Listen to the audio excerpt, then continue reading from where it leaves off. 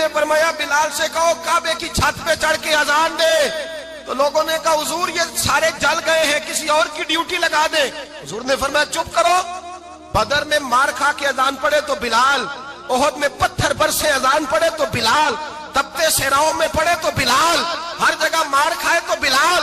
और आज अगर अल्लाह ने इज्जत दी है तो मैं लोगों को देख के बिलाल को इज्जत ना दूं?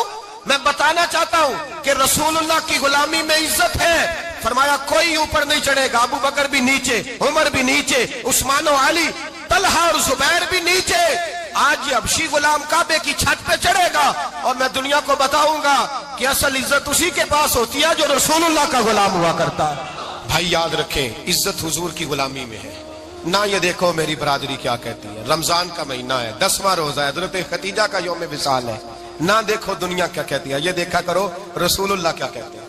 नबी पाक छोड़ दो सारी दुनिया के धोखे,